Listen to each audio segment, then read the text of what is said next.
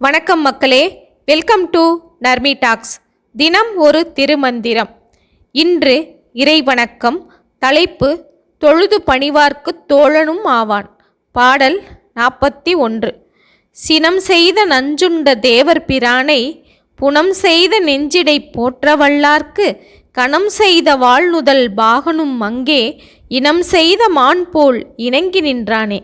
இந்த பாடலின் பொருள்: அமுதம் பெற வேண்டி தேவர்களும் அசுரர்களும் பார்க்கடலை கடைந்தனர். அப்போது கொடிய நஞ்சு தோன்றியது. அதை கண்டு அஞ்சி ஓடிய தேவர்களை காக்க நஞ்சை உண்டு கண்டத்திலே தேக்கிக் கொண்டான் சிவபெருமான்.